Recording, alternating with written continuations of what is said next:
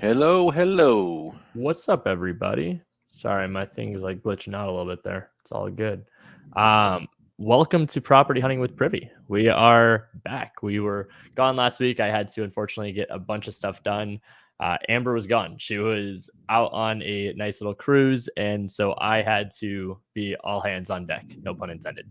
But I had to figure out a bunch of stuff, get all that fun stuff done. With that said, I appreciate you guys and your patience. Benson, how are you doing? I'm doing great, man. I'm doing I really love it. good. Busy as usual. A lot of stuff going on. You know, different projects. Got some Sure. real estate deals I'm working on as well, and um, I love yeah, it. Any been like busy. flips, any wholesale Airbnbs? What do you got? Got a wholesale deal. Well, I might keep it, but I'm gonna double close it. Okay. It needs. I'm just gonna go in and clean it up. I found another one that's just like a mess inside, and I've been having good luck with using that as leverage to Sure. negotiate and just being like, you can just leave all that crap and I'll take care of it. And then negotiating a better deal and then closing and cleaning it up and then basically selling it on the back end and not having to deal with assignments and that sort of stuff. Sure. But Sure. essentially, it's a wholesale deal. Yeah, we were I don't know. It's it's usually like a rule of thumb within real estate. The minute you go on vacation, everything gets busier. Well, that's kind of what happened with Amber being gone. Well, busier on my side. We got like 9 deals last week. So I pulled off my record fastest close from getting the deal on Monday to closing it on Friday. So Wow. that was insane. Very good week. Team had a great week. We've got a couple closings this week. Have one today. Have another one popping up on Friday. So it's been good. We've got a lot of momentum. We have a lot of uptick in activity. I'm also excited to share with everybody that there's a lot of opportunity on the MLS. Now, you'll always hear people say, like, if the opportunity wins the best opportunity to get in real estate, it's yesterday. Wins the best opportunity next, it's today. It's the same kind of philosophy within MLS. You'll hear me say all the time, MLS, MLS, MLS. It's the best time. Well, I'm saying it again right now for a reason. It truly is the best time. Right now within the MLS, there's opportunity because there's motivated sellers. What we're actually seeing a big uptick in too is that there's a lot of creative finance deals going on the MLS. So if you're not currently doing MLS deals, you should be looking into them for not just the reason of wholesale, creative finance. Benson was just talking about possibly fixing and flipping and holding some properties. Well, guess what? You could do that off the MLS too. It's all relative, and that's why we love the software Privy, is because we can go out there and see from who's buying it, who's selling it, who the realtor is. It is all in the data, everything on market. Absolutely. We got MJ already asking some questions. What's up? What's up? Are you still buying in Tampa?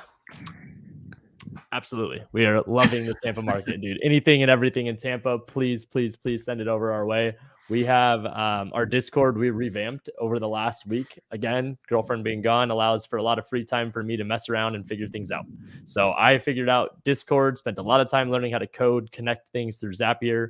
We have a funnel inside of our Discord where you could send deals. We will give you a same day offer, cash offer with non-refundable earnest money. So anything in Florida you come across, out of the 9 deals, like 5 of them last week were in Florida. So anything you come across out there in Tampa, I actually would even love it if today we spent some time in the Tampa market just to show people the opportunities that are out there in Florida. And part of it is that we're finding these deals on Privy. So if you guys have any deals out in Tampa, please, please, please send it over our way. Awesome. Well, we can definitely look at Tampa. Let's do it. Let's do it. So, for those of you who haven't seen Privy or are new to Privy, um, I do want to show you a couple things here, just so you can kind of get a sense of what it is we're looking at. This right here is the Privy platform when you first log in. This is a coverage map, so you can kind of see where the data comes from.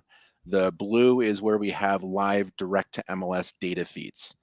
And I don't want to skip over that because as often as I say it, people still have questions about what that really means. If you use another platform, a lot of great platforms out there that have data, Batch, PropStream, just to name a few, their quote unquote MLS data does not come from the MLS. It's aggregated. And you might be like, well, I don't care where it comes from. I just want it. Well, the thing is if it comes from the direct feed, the same feed that agents and appraisers use, then the quality of the data is higher. It happens more quickly. There's more information. You get photos. Um, it's real time. There's just many benefits to it. The other big thing is that we can overcome any of the obstacles that people have when they're trying to do comping in non-disclosure states. So non-disclosure states, that data, it does not get past that wall that the state creates if it's aggregated. So we solve that as well. So we have that in over 90 markets. The ones in the pink are the ones that are coming soon, and then where you see yellow and black is basically the same data that Batch and PropStream would have. It comes either public records or it's third party MLS. It's aggregated, but the quality is not as good. So we've just basically decided we're going to up the game with the quality of the data, and we've done that in all the markets where you see the blue. Okay, so those are markets where you definitely want to see that you want to try to target if possible. Now you want that to also overlap with where we've got high investor activity. So right here at the top where you have this fix and flip button, if you click that, that shows us on the map where there's a lot of people doing deals. And in a business where everything is driven by comparables and we have to use after repair value to measure our deals, you don't want to look in areas where no one's flipping. So that does lead us to what we were just talking about, which is Tampa. So if we're in Florida down here, you can see that there's lots of areas where people are doing deals, but the highest volume of deals happens to be in the Tampa market. So the greater Tampa area. Love it. So Tampa, Clearwater, St. Petersburg. When you say Tampa, do you mean kind of like this general area? Yeah, the surrounding areas. So we're buying out there, and then we've got a buyer similar to what we teach here. We actually found them through Privy, where they are comfortable putting down non-refundable earnest money on deals with us. So if you send a deal over our way, that same day offer, whether it's from us, from an end buyer, we have enough connections in a market like this that we can give you a same day offer with non-refundable earnest money, so you feel that reassurance and, more importantly, the confidence to go in and negotiate. So obviously, I tell everybody, if you could find that buyer that you can go and run deals past before getting it even under contract, understand the risks with that. But in this case too, because this is one of my markets, we will never go around you in a deal. So you send us opportunities, you guys have questions on it, you need help comping it, absolutely send it over. We will help you out. Very cool.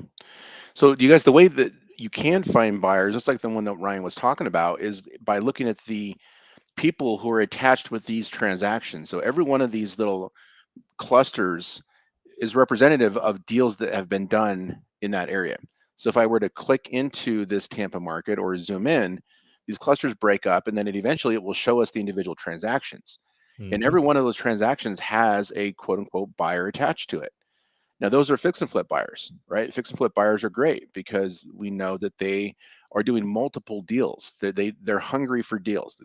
You know, if they've got multiple crews, or if they're, you know, good at what they do, they might be flipping, you know, 20 properties a year, right? That's not unreasonable to say. So, you know, this is just a list of all those properties that were flipped, right? And then if we open up any of these properties and dig into it, we actually can see the details of that transaction. And this is part of the benefit of Privy, is like learning what a darn deal is, because believe me, it probably isn't what you think it is. And that's a problem, because when you're out there searching for properties and you think, oh, I have to get a house at, you know, 40% of the ARV, thinking that's where the bar has been set, you're likely passing up on properties that would make you and a buyer money. And believe me, deals are hard to come by. So you want to really have your market research nailed down. You want to know who the players are, who are the agents that are actually working with investors. Ann Park of Coldwell Banker Realty is a investor-friendly agent. If we scroll down here to the public record section of this report, we call it a comparative market analysis. We can see who actually is doing the deals. So in this section right here where it says assessor's records, we can see this is SR City Real Estate LLC. So Ryan, I don't know if these guys are on your buyers list yet, but that's exactly what I'm looking down right now. I'm making notes as we're going through this. And that's the thing, you guys, this thing is fun to play with, but it's not a toy. like this thing can literally make you $1 million. We have users that have made $1 million from using Privy. Mm-hmm. You can too. This property right here, Ryan was just saying that, there's deals on the MLS. This house right here was purchased from the MLS. It was purchased back in January. Here's what it looked like before it was flipped. Here's what it looks like after the flip. And we can learn some of the numbers. So they bought this thing at 66% of the ARV On from market. the MLS, On market deal. And That's there are insane. people out there that are banging their heads against the wall, cold calling and skip tracing and knocking on doors and sending out, mailing campaigns and doing ringless voicemail and text blasts and just running out of money. Yep. When you could find a deal like 66%, and maybe you found this property first. Maybe you could find it just before these guys get it. You could lock it up, send it to these guys. They'll buy it Well, 66% and Benson, because they what just did it. that gray price down below is what they paid for it, correct? They paid So 232 for it. 232 is what they paid. They sold it at 350. Granted, we don't know how much money they put into renovation. We don't know all those costs, but they have $118,000 of what is the gross spread that it says from the price they bought it at versus what they sold it at. So if we can understand that they made $118,000 gross, most likely, now we can say that we have a buyer that is willing to buy properties around 66% of ARV. If you guys follow us, if you guys have watched these videos before, we're not trying to just beat the point down, but we want to make sure you understand what we are saying when we talk about finding the buyer first is exactly this. What I like to do, I go and I find Ann. I reach out to Ann and I say, hey, Ann, I just wanted to reach out and let you know that your property on Ida Street, beautiful. Is that an investor client of yours? Were you the buyer? Just trying to get to the bottom of the situation. Oh, awesome. It was your client. Beautiful. Oh, it was you. Even better. I'm reaching out because I'm trying to reverse engineer this process.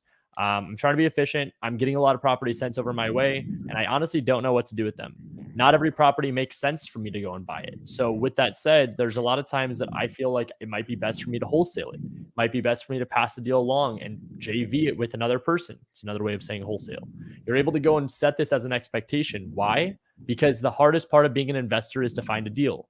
So if you're providing value through the sense of bringing more opportunities and deals, what I want to make sure you understand about what we're doing here long term, you're bringing business to their buyer if they're not already the buyer. You're bringing value to the realtor because when the property's flipped, she obviously is the one that lists the properties. So that means more marketing, more exposure, more potential clients and business.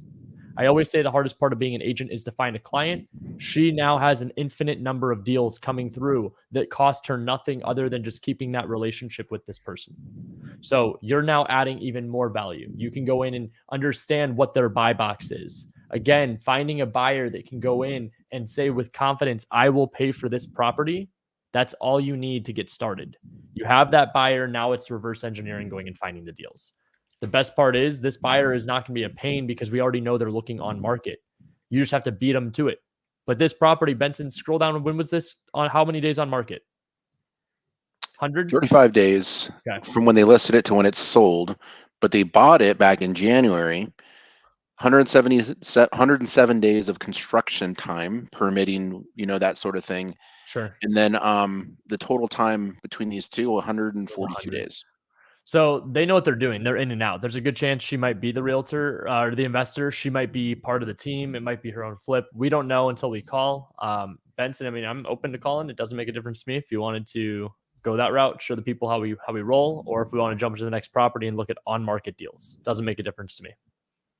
Yeah, I think this one is a great example. I mean, it just happened to be, one of the more recent flips, right? It's a really good example of everything that we're talking about. Like what Ryan's saying, he didn't just make it up. Like it's all based on the data. It's all based on his experience. So if you think, oh my God, there's no deals on MLS, well, you're wrong. It's actually more than half of every house that's flipped out there, not even including people who are acquiring properties for rentals, come from the MLS. So if you're ignoring MLS as a source of your deal flow, you're passing up on more than half the stuff that's already out there. And we already know how hard it is to get a deal. Why make it harder on yourself? Make it easier. Go to where the low-hanging fruit are. Whenever people are sending out marketing, what are they always saying? Oh, I'm looking for motivated sellers. Well, who's more motivated to sell their house than somebody who puts it on the MLS? Not that huge list of absentee owners or probates or You're gonna run out of money. foreclosures. That's what people don't talk about. And trust me, it's not that I'm gonna say that you're gonna go fail, because there's always the one person that's gonna end up saying, "Oh, screw you, Ryan, I'm gonna go do it," and they do it. But if you understand the success rate in real estate's already low enough, don't put more variables that don't need to be there, meaning marketing costs. Don't go and break the bank to go and try to be the best investor direct to seller when you don't even know how to be the best investor because you haven't wholesaled the deal before. I would tell you it's actually more valuable. This is a bold take. It's more valuable to go and work on your logos, setting up your LLCs, and making sure everything you know about the situation in the deal is 100% you got it, rather than going and spending money on data. I don't think going anything direct to seller makes sense when you're first starting. If you're here watching this, whether it's live or the replay, you have not gotten your first deal, this is the only place I would recommend you starting. And I'm not saying that to try to steer people in one way or the other. I am probably the only guy that teaches something that will tell you, I'm okay if our strategy is a stepping stone. I'm okay if this is the thing that got your foot in the door, because most of the people are getting their freaking ass kicked and they're in and out of the industry in 6 months or less. It's talked about all the time to have 6 months, 12 months of reserve saved up, but nobody actually talks about how serious that is. If you are trying to get your first deal and you have money to spend, Privy is a great resource. It is less than $300 a month in your business that you will have spent in one software. It's less than $200 a month. Come on. You obviously get bulk discount if you pay upfront for the full year, but understand the value is in consistency, but it's more importantly in staying in business. That's the value of getting started. When you go in, stop stacking the odds against yourself just because you want to be comparing yourself to the person you saw on Instagram. I promise you, even when people post on Instagram direct to seller, they might be flashing 50, 60, 70, 80K checks. First off, we can do that too in the MLS. But just on a serious note, no one talks about how much it costed to get that 50, 60, 70K check. No one talks about how minimum 10% is going to be given to an acquisition person. That's 7,000 if it's a 70K check. That's 63 left over. If it costs you 10 to 15K, I have friends right now that are paying between $7,000 to $15,000 per deal closed. Per deal. $15,000 for marketing, $7,000 for an acquisition person. That's 22. Well, that obviously, yes, you're still profitable 40K. You've got systems and processes. You probably have VAs. You have a bunch of other marketing channels. By the time it's all said and done, if you're running a 20 to 25% profit margin, you're doing phenomenal. You know what our profit margins are in this strategy? 70 to 90%. That's unheard of in most businesses. So understand the value behind on market, working with agents. This is the best strategy out there. And I'm going to show you to start. This is one of my markets, so we're going to work it. But this girl just sold a property. There's a lot to unpack. Who is Anne? Who are her clients? What value can I provide to her? Don't have it backwards. What value can I provide to her? Not what value can she provide to me? Not what buyers can she provide? Not what deals can she send? What value am I about to bring to Anne? So if you haven't seen me do a call before, hopefully she answers, but it's going to be great. I'll tell you guys that there's a lot of opportunity right now in the MLS and by JVing deals. There's even a shout out to people that I'm working with out in Arizona. There's teams out here that we partner with, that we work with, where I'm going in trying to help them solve problems. A lot of times people are like, well, Ryan, aren't you scared that these realtors are just going to go around you and go do it on their own? Never. Never. And guess what? If they don't ever send me a deal again, it's not because they learned how to do too much. It's because I stopped providing enough value. That's what you need to do with every relationship that you form, whether it's a realtor that has a buyer, a realtor that has a deal, or it's just a realtor you're trying to form a relationship with. Every single opportunity that I know right now where the big bucks are made is in relationships. Relationships that are best formed are on the MLS. Get off my soapbox by making a couple calls. Let's talk to Anne.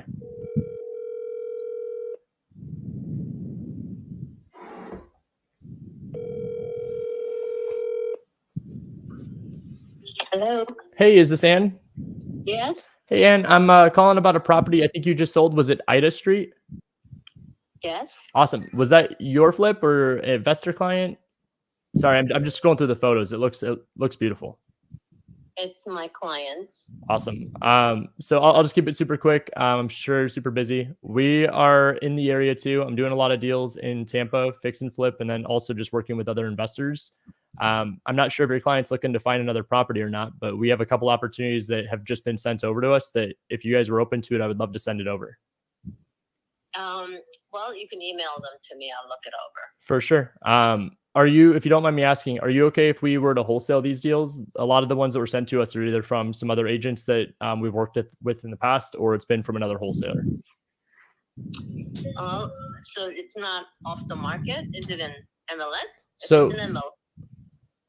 Say it again. I'm sorry, I cut out at the end. Is it in MLS or is this like off the MLS properties? Both. So the properties that are under contract on the MLS, they would have under contract. We wouldn't just send you something without that. But most of them are off market. Off market. Well, I don't know. I mean, when you say wholesale, they have to buy the whole thing. Is that what you're saying? So they would buy the property, and then essentially the wholesale side is like selling the contract. So we would get under a contract. Obviously, the most important thing is not even our fee. It's that the numbers make sense for the buyer. As long as the buyer can make sense of it, whether they're flipping it, holding it, whatever. I know what you're about. It's like a third party. No, they will not be interested. Gotcha. Why is that, if you don't mind me asking?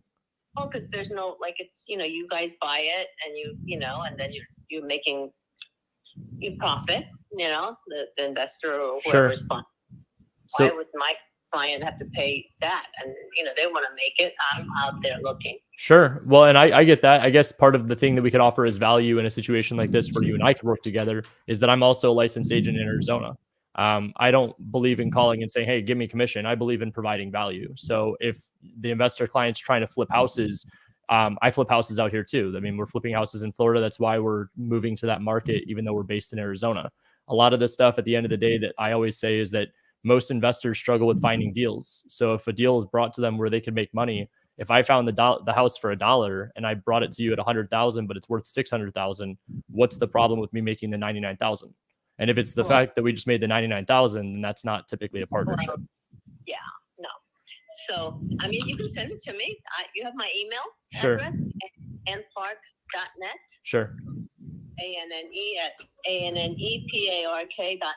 Okay, you got it. Is there anything specific that they don't want to see? That way I just don't waste your time. Well, I mean, they're interested in fixing it up and flipping. I mean, the value has to be there. Otherwise. Sure. Yep. You got it. Well, let me take a look. And as soon as I get something, I'm just going to send it over. And then if you need anything else, this is my cell. Okay. Awesome. Thank you. Thanks.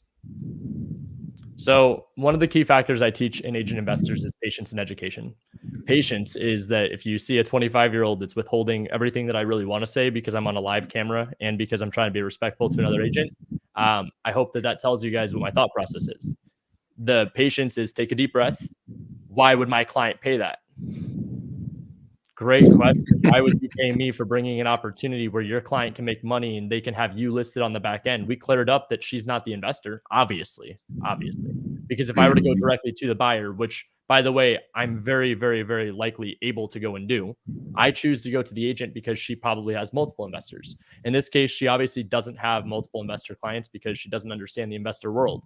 So I said the hardest part of being an investor is to find a deal. So if you're concerned about a deal being brought to you and you're worried about me making money, yeah, you guys notice how she fumbled on her own words. She's like, well, they're making a profit. Exactly. So what's the problem with us winning? That wouldn't be a partnership. It's okay. Yeah. And the numbers you gave were such a no-brainer. Like she cannot say no to that scenario you just said, where they're getting it for $100,000 and it's worth $6. Like she can't be like, well, no, that wouldn't work. Like she has to say yes to that. And so there's no argument for this not to work except for her own ego. For sure. And that's exactly what it was. And so just to make sure you guys understand the point, ego was actually, I think, slight bit there, but it definitely was there because she wanted her to win. And that's why I jumped right to the conclusion. I'm like, look, I'm a licensed agent. I could very much call you and say, well, you're going to give me a commission on the deal, every deal we do, because I'm entitled to a referral fee for bringing a client to you. So that was one. I chose not to say that. I mean, I'm not going to go and ask you for a commission, but if you can understand that we're going to split the deals, put aside the fact that you're just uneducated in wholesaling, and that is what it is. She obviously, too, said she didn't want to see anything on market. So I made sure she knew it would be under contract. That's not a buyer you bring to a property to and expect them to give you a buy number before you lock it up. That's a buyer that you say, oh, shoot, she would go around me in a transaction because she doesn't even know any better. And also she thinks that that's what she should be doing. She doesn't know wholesale etiquette. There is very, very gray area of wholesale etiquette. So we're trying to bridge the gap and show that if it's actually done the right way, she just bought a deal off the MLS for them. You know why she's probably not saying anything? Who do you think got the commission? It's probably her. So just understand that the value that she's getting is what most agents love to say. It's that I'm not going to make up, I'm going to discount the listing because I'm going to make up for it on the buy.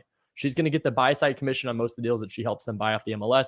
She'll list it for a super discounted price. It's good for marketing, good for exposure, good for just getting more business. But with that said, she just didn't know what was on the other line of the phone, which was us trying to call and provide value to her. It's all good. Super nice.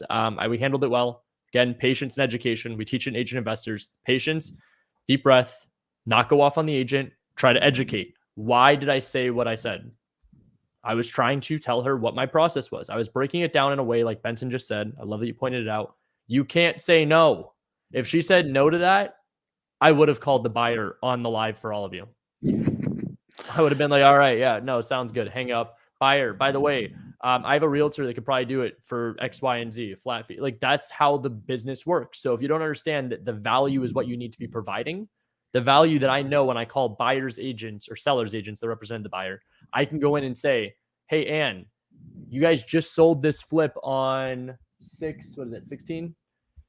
They sold this property 5 days ago. So if their investor doesn't have another project rolling right now, what are they doing? They're scrambling right now to find the next opportunity. Yep. So that's why this timeliness of the data is so powerful, you guys, because it's putting you in a situation where that agent is motivated. They're motivated to work with you. And so also, if you guys are out in Phoenix, huge shout out to Taylor. 3 of the last 10 flips we have bought in Phoenix were on the MLS at some point 30, 60 days prior to us buying them. Guys, yeah, MLS. And by the way, if you're in Phoenix, Taylor is like the man. They are buying probably like 30, 40 flips a year. So make sure you guys are collaborating. Crazy. Dude. Well, let's see if we can find one, right? So somebody here, APH Insights is asking about what is it, how do we write an offer, right? And there's different strategies here. You can go to the listing agent, you can use your own agent.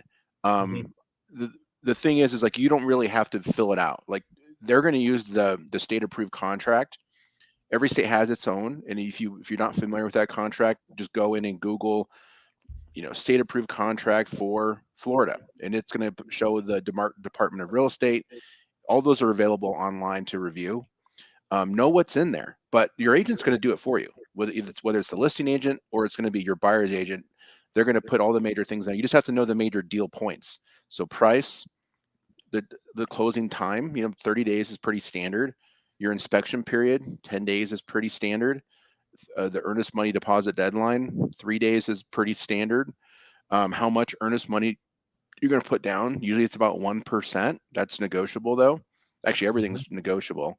And then, the terms of are you going to pay cash or is it going to be financed? And if there's a finance, there's a couple other things, but you probably don't need to worry about that. If you know those 5 or 6 major points, that's all you have to do is send them those and they'll write it up for you. Let the realtors do the legwork. And that's the craziest thing is that similar to what we just talked about with this girl, I'm not even asking her to go in and do any legwork. I was going to bring her the opportunities. So just know that the value with the realtor is typically opportunity. The realtor's value is expertise. So if they can come in and show you, this is the paperwork, this is how it's done, they have a fiduciary to you as the client. So they need to go in there and best represent you. They can break things down. They have to have your best interests in mind. So when you have another realtor representing you for contracts and stuff, if you don't know something, ask. Just make sure you understand the basics of wholesaling. We're not advising to go get properties under contract without having buyers lined up. That's why most of these videos, we start with finding buyers first. You have a buyer to go and find properties for, then it's easier and it gives you, again, confidence to go and write offers. You could bring it to these buyers and get feedback and you learn. Make sure you have inspection periods. Make sure your earnest money is refundable. There needs to be contingencies just like there would be if it's going like a traditional sale. What I love explaining to people that do a lot of direct to seller marketing, our strategy benefit. Most direct to seller, aside from spending all the money in marketing, off market deals are typically $5,000 non-refundable earnest money, no inspection period, as is, where is. It doesn't matter if there's a bomb under the house. Okay. So like that's the kind of stuff that they're used to direct to seller. On market, agents are used to closing costs being split down the middle. They're used to inspection periods. They're used to earnest money being refundable for every reason possible out there, including their client went and bought a car in the middle of the transaction and it fell apart. They are used to every kind of wrench and curve and freaking thing thrown in their face possible that they have to know how to pivot. They have to know how to problem solve. So when you go in and start saying, yeah, you know what, I'll put down 1% of the earnest money. I just want, instead of a 10-day inspection, 7. Realtors are like, oh, they're legit. And you're like, yeah, that's right. I'm an investor. My Instagram bio says it. And so now you're going out there and you're like, all right, I got my inspection period. My earnest money is refundable. Closing costs are still split. So now if you're going to go and ask the end buyer to pay it, it's just an added benefit going back to the seller saying, hey, I got you. Yeah. I'm going to pay for all closing costs. Understand that, like, that's the value in this strategy. Is there's so much opportunity. There's so much stuff that, yes, everything's negotiable, but there's so many things that the realtors, while they're over here trying to fight battles like whatever Ann deals with on a daily basis, that's not really a good realtor. Sorry, Ann, and cancel me, whatever. That's not what this is about. She's going to be out of the industry, if she's even in it, in 2 years or less. And that's just off the fact that she might be a really good traditional agent, but as an investor, she just fumbled. That was bad. Yeah. That was bad. And that was nothing more than actually happiness on my side, because I'm glad to show you guys that not every conversation is rainbow and butterflies. That right there was not acceptable from a realtor standpoint that's trying to succeed with diversification of strategies in the industry. You're just not going to last. So what we're trying to do, again, is break down the process. Make sure you understand what's important. The offers, terms, all of that, realtors got your back. They should, at least. And if you don't feel they do, make sure you have someone around that could check your work, whether it's a transaction coordinator, another friend in wholesaling, a realtor. This is the whole collaboration side we talk about. This is what I'm trying to push and change the narrative for, is that I'm sick and tired of these games being played of collaboration, but then behind everything, we're like competing against each other. Stop competing and start working together. The guy I just brought up on screen is one of my buyers. Why would I bring up one of my buyers like, oh my gosh, guys, bring him deals? Wouldn't I lose business? No, because what happens is he's going to not buy that deal and he's going to bring it to me, and then I help him sell it. So you got paid, he got paid, I got paid, everybody wins. That's the mentality we all need to have. Hey, there's one other really big benefit for doing on-market deals that people don't talk about often enough, and people who do off-market know this, is that it is a lot of work to get the seller to show up at closing. The sellers love to get cold feet.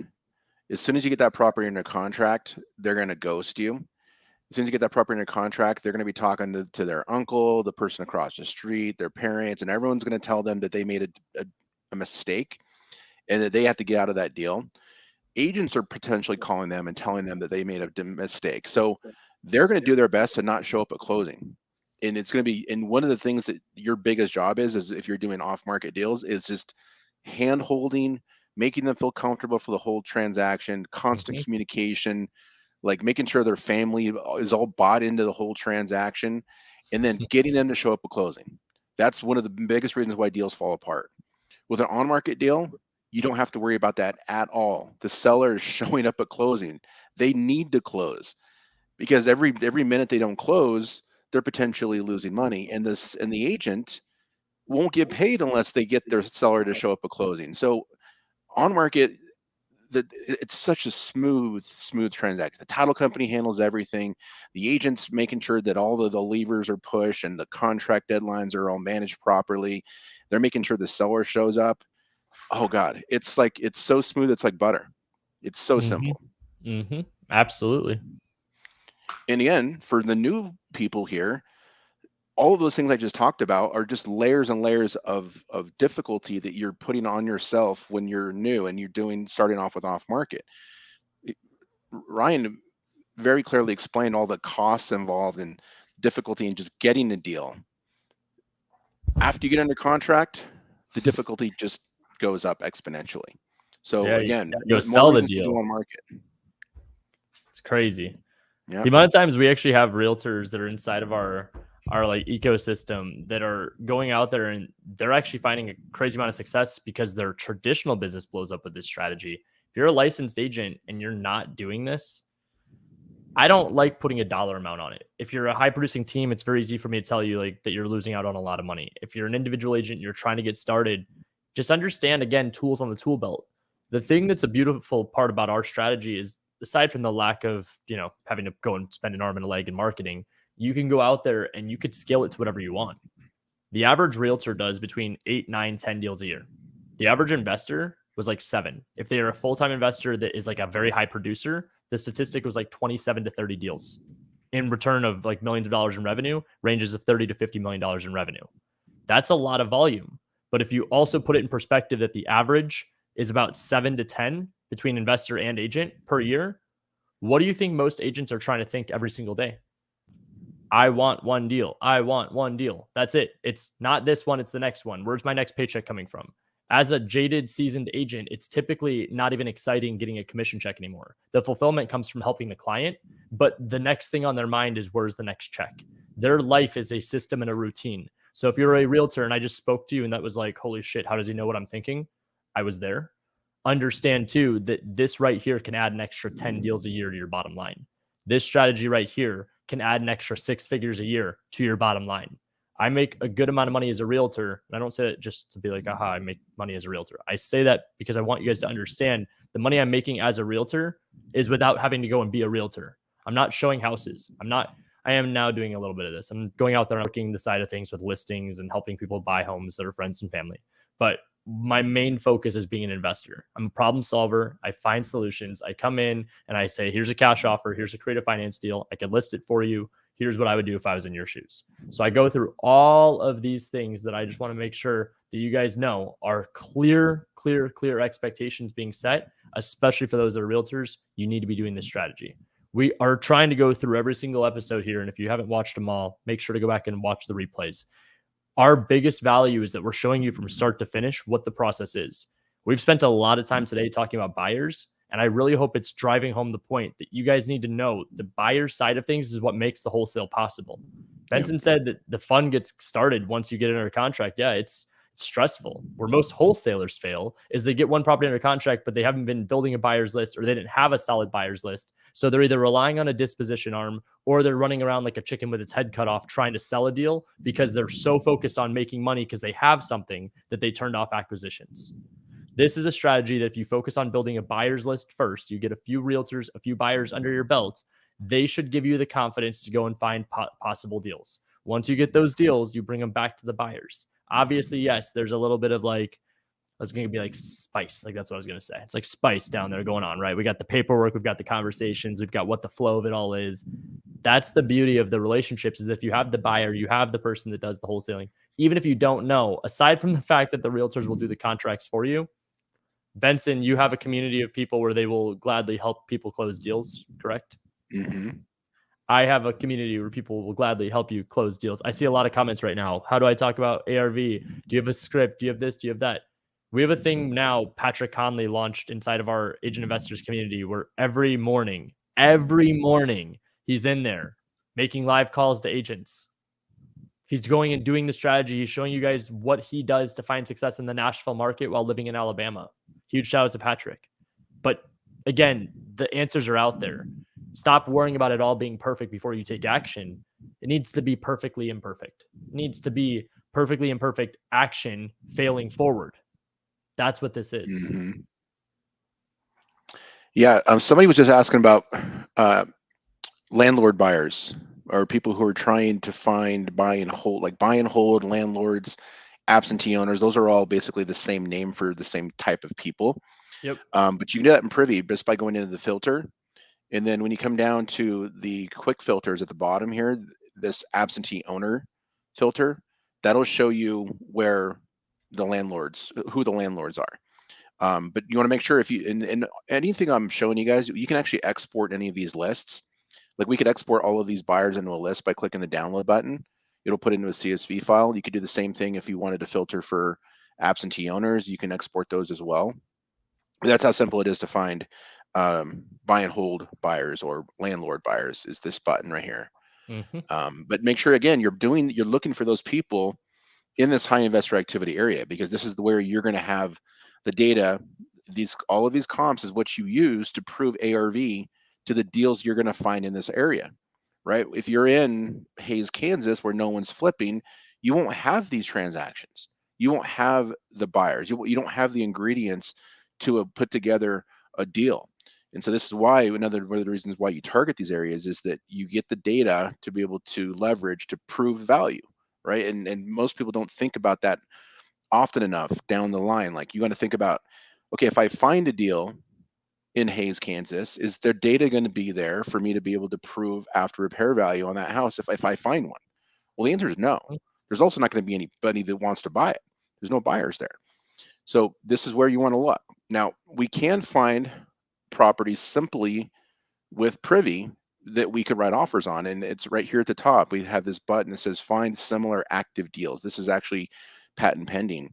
If you click that button, Privy goes in and it pulls comps on all the houses in that area, and it's going to show us houses that we can buy right now.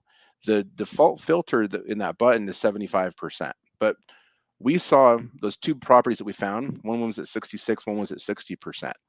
So let's lower this to below 60. So if we found something at 60%, those two transactions that we looked at, both of the buyers on those homes would be interested in this house if we can find something at 60, right? Because we know they both, one bought at 62, one bought at 66.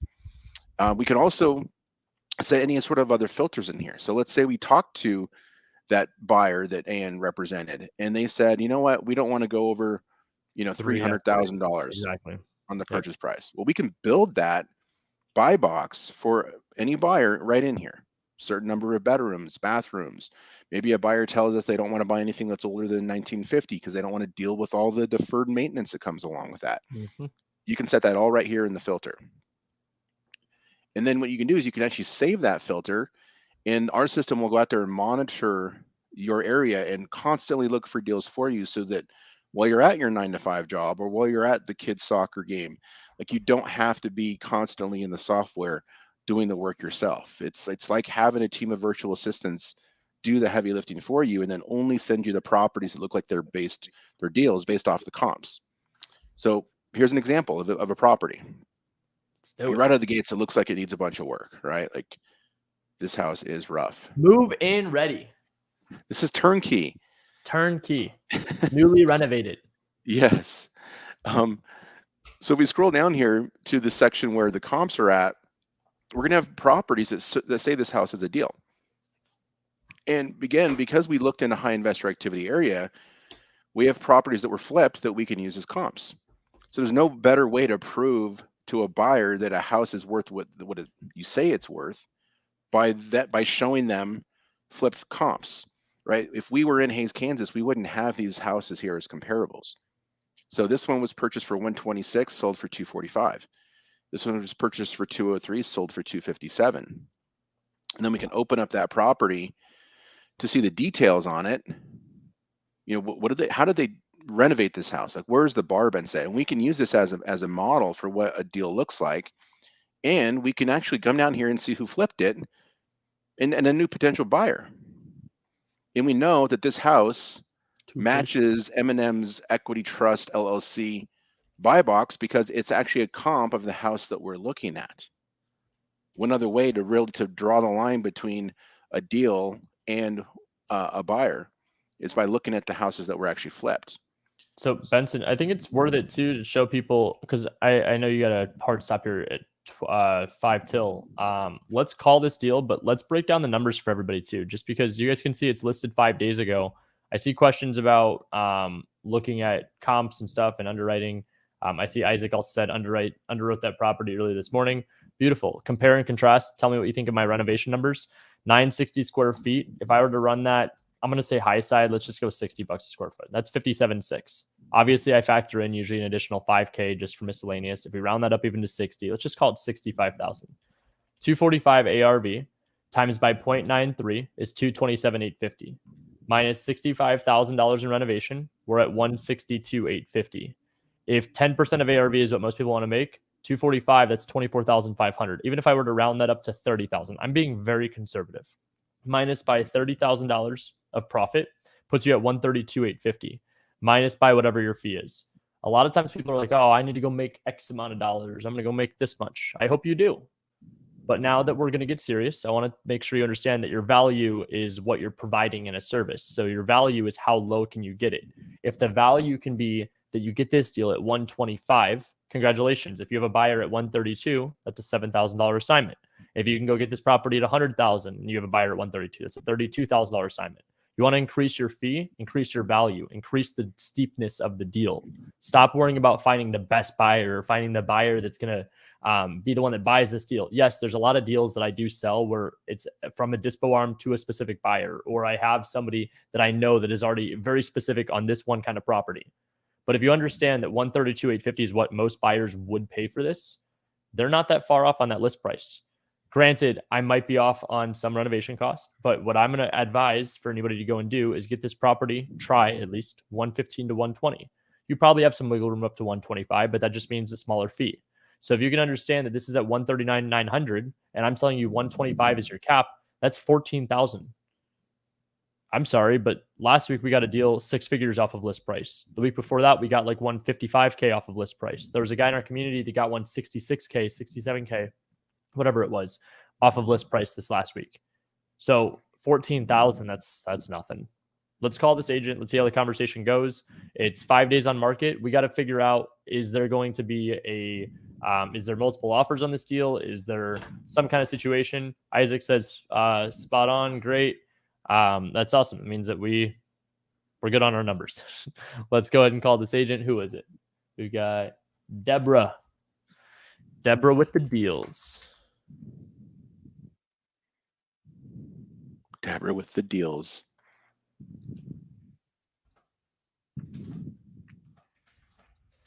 We're going to call Deborah. I don't feel like I've ever met a young person named Deborah. Me either. It's one of those names that's slowly going away.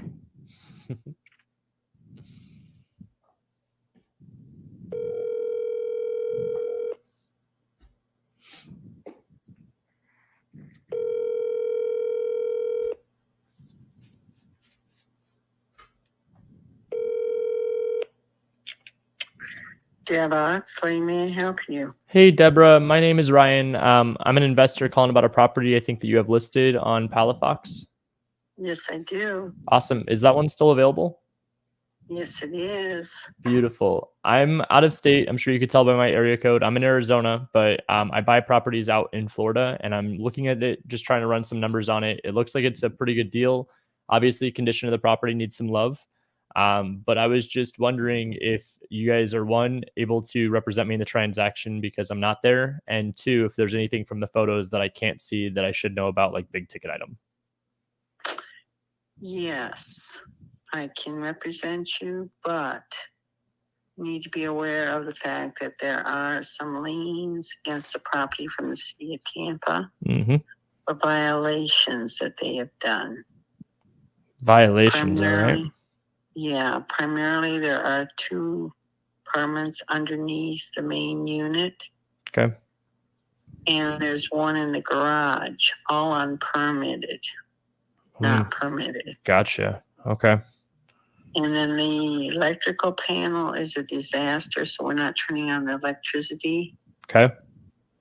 And the water has not been turned on either. Okay. I really appreciate all that information. If you don't mind me asking, then, is the seller like motivated to sell? What's kind of their goal with this? Are they looking for a faster close?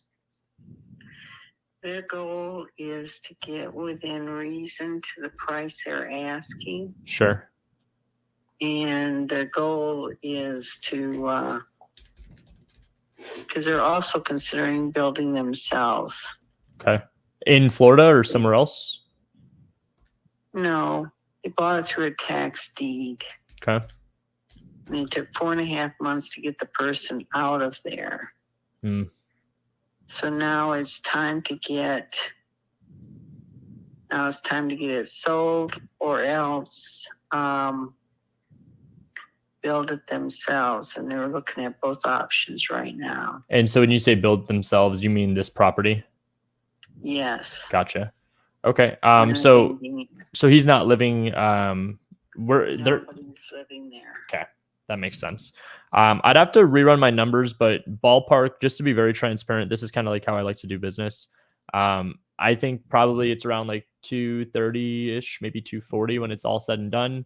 I originally ran my numbers, I think maybe a little too low just based on some of the stuff that you'd mentioned to me, but I was initially estimating around like 60, 65K. I think it's probably going to be closer pushing to like 6 figures, 100,000. That's obviously just being a little conservative and making sure that there's always room just for that oops. From my experience in flipping, there's always going to be that cost. But with some of those items that you mentioned, I obviously just have to account for that. I don't think that my offer would be too far off from where it initially was. My initial offer was kind of in that 115, 120 range. I would have to, again, rerun my numbers, but I'm probably just a little bit below 100,000. That might also be too low, and I understand. So I just like to be very transparent and kind of over communicate, so that way you understand where I'm coming from as well. Yes, and we've gotten some offers much higher than that. So Gotcha. And honestly, I mean, I can't fault you guys for that. If you guys have offers that are higher than that, the one thing that I would just say, not that I ever want to just like kind of set wrong expectations, but I want to make sure that just for you and the seller's sake, that you guys are going to do what's in their best interest. A lot of people out there that are going to come in with some higher offers, assuming that they're also cash, they might be trying to go in and wholesale. So there's just a lot of that going around right now where I'm getting beat out by other offers that are higher than mine, but then they end up going and wasting the seller's time because they can't sell it because it's not a deal at the price they have it at. Granted, I've been wrong plenty of times, and there obviously is cases where people come in and they purchase it and they keep it. But regardless of whatever their story is, I would just advise, if I can even put some insight in there, that if you come across somebody that's offering cash that's higher, the numbers that I run are kind of universal. We flip in multiple markets, and the only thing that ever changes is how much we want to make, which is typically 10% of whatever we can sell it for. And then the renovation cost just is what it is. So I would just maybe recommend a shortened inspection period. So if they do back out, I can hopefully be second in line. Or if anything too, maybe have them put down non-refundable earnest money. Well, the bottom line is we're not doing an inspection period Okay. for that reason. Yep. That's smart. And that's got a lot of grief, but that's the Sure. case. Sure. Okay. Well, yeah, that makes sense to me. I completely understand. I just want to make sure I'm doing my part and obviously being transparent, and then hopefully showing you that I'm interested in purchasing some deals. So if it's not this one, it's the next. That's kind of how my mentality works. And hopefully if you find another opportunity or anything like that, or God forbid something happens to this property where they can't perform, feel free to save my number and reach out. And I would love to get some deals done with you. All right. Sounds Awesome. great. Thanks, Deborah. I appreciate it. Thank you. Bye-bye. Jason caught it. Gotta bring my energy back up, guys. I got to go walk a mile or something because I felt like I was talking to my grandparents. They've got offers. So what did I do? I did something on here that I haven't showed you guys before. You can go in there and say, hey, just letting you know, I have gotten beat out by people that are offering higher. Well, if they're not going to take anything below 100, you have something that was awesome or a higher price, a better, whatever you want to say, by all means possible, go for it. I just want you to know my numbers are what they are. Most people that are going to offer higher, unless they're going to live in it themselves, they are not truly going to be able to pay higher than me. So we were talking about the number breakdown. We went through it all, and I forget who it was, said that my numbers were pretty spot on. Isaac, I appreciate that. It's not. I was wrong, dude. There's liens on the property. There's things that are not permitted. They don't have water. They don't have electric. Those are big ticket items. I have to assume there's something foundational. There's something with a roof. There's something with an AC. You're not going to do an inspection period. Good luck getting one of those offers that's going to come in too high. Most of the wholesalers that are going to come in, they're not going to put in non-refundable earnest money. They're not going to sign a contract without an inspection period. We just talked about how those are some of the benefits to this strategy. So why would I go against the grain? Welcome to behind the scenes. Curtain is pulled back. Welcome to the world of wholesaling and real estate investing, where if wholesalers are not doing anything regulated and they're wasting time, not of mine, but of the sellers, that's the problem. All I'm doing is putting down a couple of traps. Whoever's going to come in that's going to get this property that isn't me, I need to make sure that the seller and the agent are aware that if they drop the ball, it's me. If it's not this deal, it's the next, it's me. And anything that could go wrong, this is what I would do to protect you and the seller. Because I'm willing to put up non-refundable earnest money. I'd have to rerun my numbers before giving her that number. But by all means possible, I said slightly below 100. Run the numbers with me one last time. 245 times by 0.93. 227,850 minus $100,000 in renovation. We're at 127,850 minus $30,000 profit. We're at 97,850 minus your fee. You want to make $5K, it's $92,000 offer. You want to make $2,500, it's a $95K offer. I wouldn't go and over leverage anything with non-refundable earnest money, no inspection period for a $2,000 potential assignment. But what I would recommend is if you can go 90 to 92,000, the thing that sets me up beautifully is that because I educated her on the process and what my numbers are, hopefully she finds me credible. And when she comes back, what do you think my offer is going to be? Deborah, that offer was from Wednesday. Yeah. It's now Saturday. No, my offer is 89. But I'm putting up non-refundable earnest money. I don't care about an inspection period. Yep. There you guys go. That was awesome, man. You I'd never seen that approach with you before, but it's perfect. I would also ask too, like, are you accepting any backup offers? Like, For sure. Get that offer in there so I've that done that she before doesn't have too. to call you. I Like, the just don't trigger's love it. there. I don't love it. I feel like it's always hit and miss because it's like I Yeah. get the concept and I think it's a great strategy, but the success rate is not there. So what I found is that typically what I have to do is I have to tell her to come back to me, which she won't. But if I can go in there and I could set a reminder and I could put this property in my watch list, when I go in and I keep an eye on this property, I'm watching it go pending. I'm watching it stay active. I'm watching it back on market. One of those three things is going to trigger what I could actually go and do and where my place would be. Yep. I gotta jump off, buddy. For sure. Well, You guys Benson, I can appreciate continue you. for a couple more, but thanks for Yeah. having me. Of course. I Of course. I'll see appreciate you it. next week. Awesome. Cool. Bye, everyone. Have a great rest of the week. Later, Benson. All right, guys, I'll wrap it up here in just a minute. Just want to make sure you guys understand that point. Hopefully the number breakdown, everything all made sense. My goal throughout these episodes is really just to pull back the curtain. I mean, I'm not obviously in Tampa. I'm in Arizona. This is where my house is. But if you guys can understand that the numbers I'm running and everything hopefully make sense, it's from a true investor standpoint. There, and what I said at the end with that agent, there was nothing disrespectful. There was nothing that was crossing a line. What I was doing was called setting expectations. I talked about patience and education. Patience was mirroring and trying to make sure she understands that I'm here and I'm helping her and whatever she needs, I'm a resource. Now, as for the education, Deborah, here's why the numbers are what they are. You're not going to allow an inspection period. You think somebody's going to come in and offer you close to list? Either the seller is going to be better off going and taking that property and building on it like they said they will, which most people say they will and they're not. It's the same thing like an agent saying that, oh, if I got it at this price, I'd buy it myself. Do it. If you had the ability to waive commission in your listing appointment and just buy the property direct, why wouldn't you? It's because it wasn't actually an option on the table. So the seller's probably not going to go build on that. There's all these problems. They're not going to go and handle that unless they're emotionally tied to the property. So in return, that means creative finance or they're going to take my low ball offer. Those are the only two solutions on the table. What did we start with at the beginning of this episode? Talking about where the opportunity is. And right now it will always, well, I think foundationally, it'll always be on the MLS and with agents. But then if you look at what strategically could be the most profitable and win-win-win situation across the board, creative finance actually is a very good strategy. So appreciate that. I will go through some of the comments here. I've been seeing them flood in. Guys, seriously, thank you from the bottom of my heart for just all this engagement interaction. What I've been trying to push inside of the community of real estate just as a whole is the collaboration side. If you guys haven't seen our Discord, we renovated it. So we have a send deals tab. You get offers same day, non-refundable earnest money. Same thing I'm doing here. We have a live chat room that goes in all day long, messages back and forth. We have Patrick Conley going and doing trainings for free every morning, cold calling agents, submitting offers, using a CRM and doing his thing.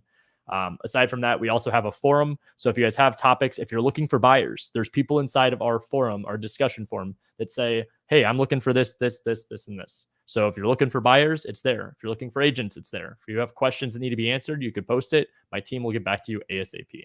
agentinvestors.com/Discord. Links also in my bio, but we are changing the game.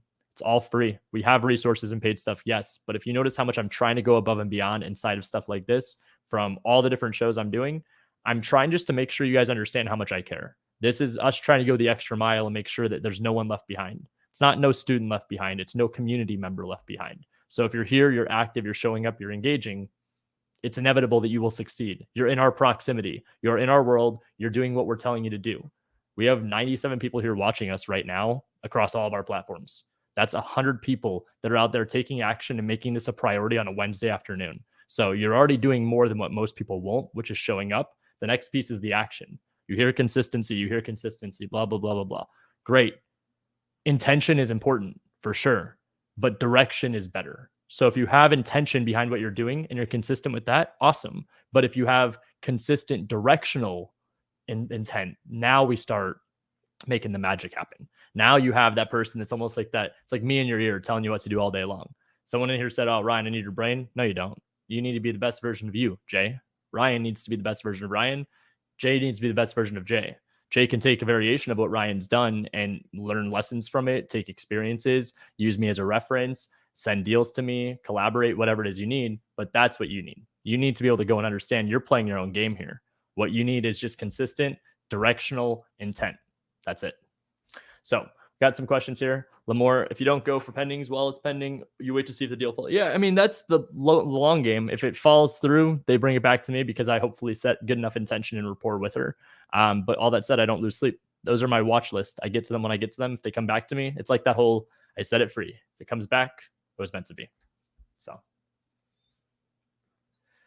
let's go, Jason. Let's go. Abraham, you got to get good with numbers. This is all just based off the market you're in and just trying to, I don't even know what I'm trying to say. Basically, just got to go talk to contractors, talk to buyers, figure out what numbers they're saying, reverse engineer it from there.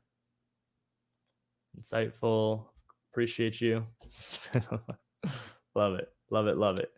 There was one comment up here I wanted to say thank you to and give a huge shout out. Bye, John. Ryan, we appreciate you. Because of you, I got back in the game. 16K on 2 on-market deals last week, bro. You are awesome. I appreciate you did that. So I hopefully opened up your eyes and your vision and gave you a path to follow, but you did that work. Make sure to reward yourself, pat yourself on the back. That's what this is all about. So I appreciate you guys. There's a bunch of questions. Bring them to my Discord, agentinvestors.com/Discord. I will see you guys in there. And then if you guys are a Diamond student, I'll see you in a couple hours. Hope you guys have a great day. See you guys next week. Peace out.